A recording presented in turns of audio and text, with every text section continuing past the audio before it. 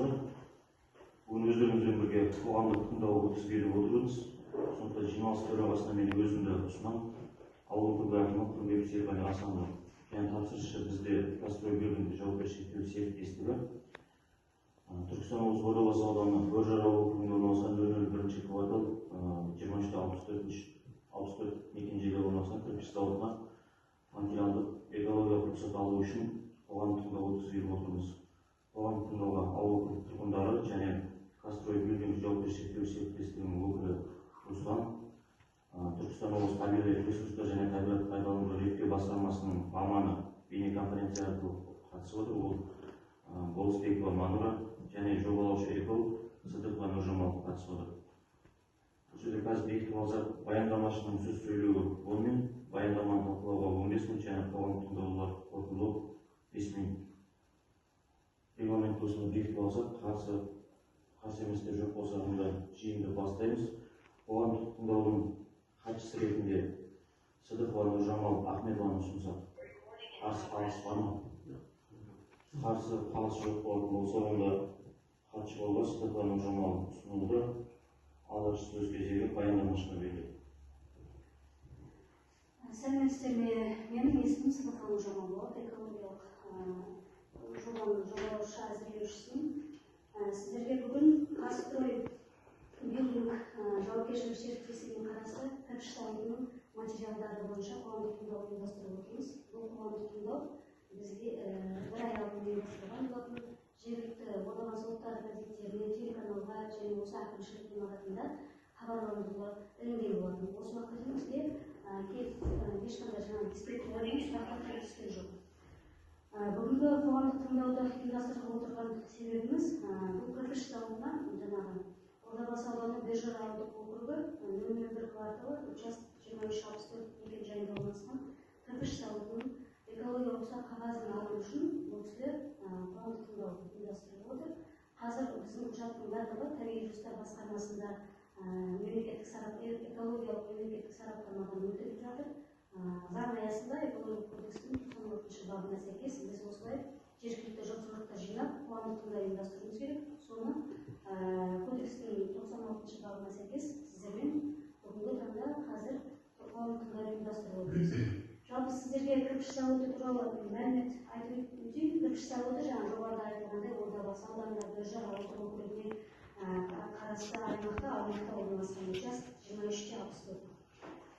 Бұл орналасқан зауыт аумағы солтүстік және оңтүстігінде картаны общий көрсетейін мына жерде. Солтүстік және оңтүстігінде кірпіш зауыттарымен шектеседі. Батыс жағынан КХ-63 тас жолы өтеді, яғни Бадам, Шұбар, Аққойлы, Қызыласкер, Қарабұлақ, Түлкібас деген тас жол өтеді. Шығыс жағынан Кореямен шектеседі. Ең жақын тұрғын үй аумағы шығысқа қарай Шұбар 2 ауыл болып табылады. Ара қашықтығы 4-2 километр өлшегенімізде. Ал Ұялыжар ауылынан 7 километр қашықтықта орналасқан бұл кірпіш зауыты. Яғни айналасында ешқандай жаңағы жер үсті су көзі ластанатын жаңағы жақын тұрғын үйлер орналаспаған. Санитарлық талаптарға сәйкес бұл кірпіш зауытының санитарлық қорғау аймағы 500 метр. Яғни 500 метрде бұл жерде жер үй болмауы керек тұрғын үйлер. Тұрғын үйлер жоғарыда айтылғандай 4-2 километр ең жақыны, ал сіз 7 километр шақырымда орналасқан. Зауыт аймағында ерекше қорғалатын аймақтар, орман қорғалары, орман алқаптары, археологиялық ескерткіштер, су қорғау аймағы, санаторийлер, тұрғын үйлер жоқ, кездеспейді. Зауыттың аумағы 4 гектарды құрайды. Нысаналы мақсаты жердің сол жаңағы қолданыстағы зауыт ғимараты үшін деп берілген. Негізгі мақсаты жобаның жаңағы серіктестіктің бұл жерде кірпішті өндіру және оны жаңағы облыс бойынша, аудан бойынша немесе қала аралық бойынша оны сату болып табылады.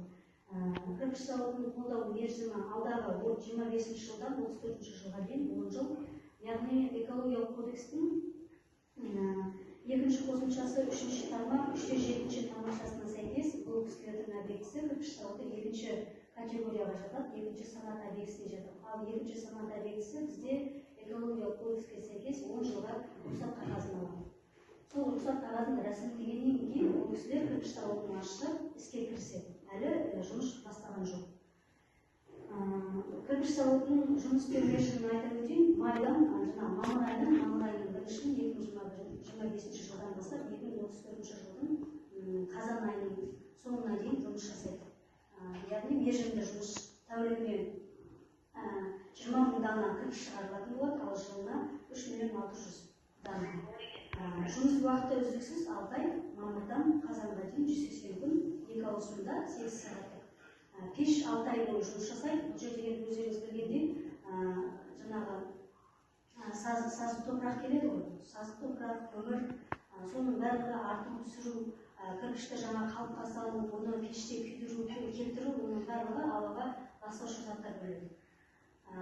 Белгіленген ластаушы заттарды біз өзіміздің жобамызда жаңағы норматив дейміз, сейілу жұмыстарын жүргіземіз, қаншалықты қоршаған ортаға зияны бар, қаншалықты жаңағы әсері бар, соның бәрін өзіміздің жобамызда қорытындап табиғи ресурстар басқармасына сараптамаға өткіземіз.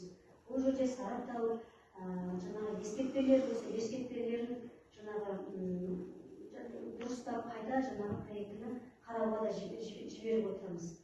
Біздің есептеулер бойынша 25-30 жылдар аралығында бұл кірпіш зауытынан көлемі 33-35 тонна жылына ластаушы заттар бөлінеді. Бұл ластаушы заттар негізінен артын түсіру, кірпішті өндіру, күйдіру, келтіру кезінде бөлінеді. Негізгі ластаушы зат бұл жерде шаң тозаң ауаға бөлінеді. Біздің Қазақстан Республикасының экологиялық кодексінің 182-ші бабына сәйкес бұл мекемеде өндірістік экологиялық бақылау жүзеге қарастырылған. Яғни бұл жауапкершілік серіктестік жағынан алдағы 10 жылда әр квартал сайын өндірістік экологиялық бақылау жүргізілетін болады. Әр кварталда есептерін экология департаментіне, Түркістан облысы экология департаментіне есеп тапсырып отыратын болады. Сол белгіленген ластаушы заттан асып кетпеу үшін, мөлшерінен асып кетпеу үшін. Өндіріс жұмыстарының су қабатына әсері. Бізде жаңағы бұл кірпіш зауытында су өзінде ұңғыма бар, скважинасы бар, сол скважинадан ауызсу және техникалық су пайдаланылатын болады. Ауызсу жаңағы техникалық су өздеріңіз білесіздер, кірпішті өндіріп жатқан кезде ол безвозвратный дейді. Ол еш жаққа жаңағы не істемейді, сол өндіріске қолданып, еш жаққа сарқынды сулар төгілмейді. Тек қана сарқынды сулар адамдар ішкен кезде, сол жерде жұмысшылар пайдаланған кезде, қол жуу, шай құю кезінде пайда болады. Олар ішкі канализациялық жүйелер арқылы бетондалған шұңқырға төгіліп, ол толық мерзіміне қарай келісімшартпен шығарылып отыратын болады. Яғни сарқынды сулар, жаңа лас сулар топырақтың астына, жердің жаңағы астыңғы қабатына кетпейді, ластануды болдырмайды. Бұл жерде бізде тұрмыстық қалдықтар және өндірістік қалдықтар түзілетін болады. Кірпіш зауытында олар арнас коммуналдық қалдықтар, көлемі 0,66 тонна азық-түлік қалдықтары, яғни жұмысшылар бұл жерде жұмыс жасайды. Тамақтану кезінде түзілетін қалдықтар, ол көлемі 0,074 тонна жылына. Майлы жүгеректер 1,27 тонна құрайды. Қатты отынның, яғни жаңағы бұл жерде пешке кірпішті күйдіру үшін, жаңағы оны кептіру үшін білесіздер, қатты отын көмір пайдаланылады. Көмірден бізде зала күл қалдығы шығады. Ол қалдығы бізде 96 тонна шығатын қалдығы, бірақ ол күл бізде ол неде сыртқа шығарылмай, қайтадан жаңағы өндіріске қайта пайдаланылатын болады. Кірпіштің құрамына білесіздер, зала шамы дейді, солар қосылатын болады. Қайта өндіріске пайдаланылатын болады. Дәнекерлеу жұмыстары кезінде пайда болатын дәнекерлеу қалдықтары да пайда болады. Бұл жерде 0,003 тонна құрайды. Металл өңдеу кезінде мысалы кейде болады, қара металдарды кесу, жаңағы кезінде пайда болатын қалдықтардың түрі 0,008 тонна құрайды. Жалпы кірпіш өндіру кезінде кірпіштің жаңағы формасын жоғалтқан кірпіштер болады. Олардың пайда болған жаңағы қалдықтары 821,3 тонна. Ол да жаңағы аламшада бейберекет шашылып жатпайды. Ол жаңағы кірпіштің жаңағы пішінін жоғалтқан өндірістен шыққан қайтадан жаңағы производствоға өндіріске қайтадан пайдаланылатын болады. Өйткені бұл кісілерге де жаңағы тиімді перерасход болмайды. Бұл жаңағы бізде тұрмыстық қалдықтар, азық-түлік қалдықтары, майлы шүберектер арнайы аламшаларда, контейнерлерде сақталынатын болады. 6 ай көлемінде сақталынып, 6 айдан аспай келісімшарт арқылы белгілі бір мердігер компаниялармен жаңағы полигондарға, қайта өңдейтін мекемелерге шығарылып отырған. Өсімдік және жануарлар әлеміне әсері кірпіш зауытының. Бұл жерде өздеріңіз білесіздер, картада көрініп тұр ғой, орман алқаптары жоқ. Ерекше қорғалатын синтетикалық өсімдіктер түрі, жануарлар түрі жоқ. Барлық жануарлар бұл жерде бейімделген, өйткені бұл зауытқа дейін бұл жерде 2 кірпіш зауыты карьерлер бар. Сол сияқты өсімдіктер мен жануарлар әлеміне әсері жаңағы теріс әсері байқалмайды, әсері қолайлы деп бағаланады жоба бойынша. Жобаның негізгі артықшылықтары Ордабасы ауданында инфрақұрылымның өсуі, жаңа жұмыс орындарының пайда болуы, бұл кірпіш зауыты ашылғаннан кейін жұмыс орындары көтерілген. Жоба бойынша 20 жұмыс орнын қарастырып, ол кісілер одан да көтерілуі мүмкін. Олардың зейнетақы төлемдері болады, жергілікті бюджетке салықтар комитетіне төленетін олардың өзінің төлемдері болады, арнайы салықтары болады. Автотранспорттық салықтары, кірпішті өндіріп жатқан кезде жұмысшыларға төленетін салықтар, соның есебінен салықтың жергілікті салықтың көбеюі. Жобаның артықшылықтары осыда. Сосын бізде осы қазір экологиялық рұқсатын жаңағы алу үшін біз кісілерде қоршаған ортаны қорғау нормативтер жобасын жасадық.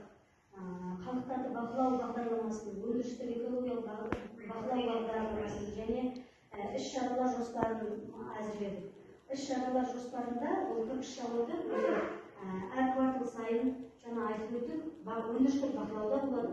Ол отчеттарын департаментке тапсырып отыратын болады. Ауасын, жаңағы сапасын бақылап отырады.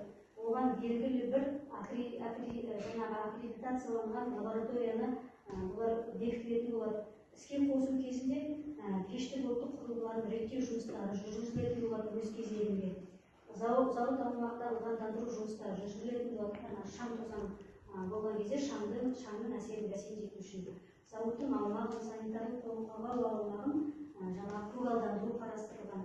Тұтыну қалдықтары жоғарыда айтып өткенде келісімшарт арқылы 6 ай мерзімнен кешікпей шығарылып отыратын болады. Сарқынды сулар бетондалған шұңқырға құйылып, тазалаушы ғимараттарға жеткізілетін болады. Атап айтқанда, осы біздің жаңа қысқаша баяндамамыз. Егер кірпіш зауыты бойынша, оның экологиялық жобасы бойынша сұрақтарыңыз болса, өзіңіздер жауап беріңіздер. Түсініксіз сұрақтар болса. Сұрақтарыңыз бар ма? Баяндамашы. Сұрақ жоқ болса онда қорытындылай береді. Сұрақ жоқ болса жиында қорытындылай. Түркістан облысы Ордабасы ауданы Бөжар ауылы округы 001 квартал участок 23-64 мекен-жайында орналасқан кірпіш зауытының материалдарына экологиялық рұқсат алу үшін қолдау, иә немесе жоқ деп жауап берсеңіз, қолдаймыз ба?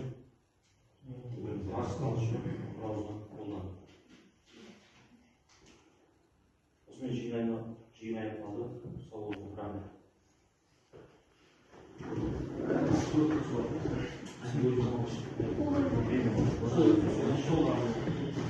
Рахмет.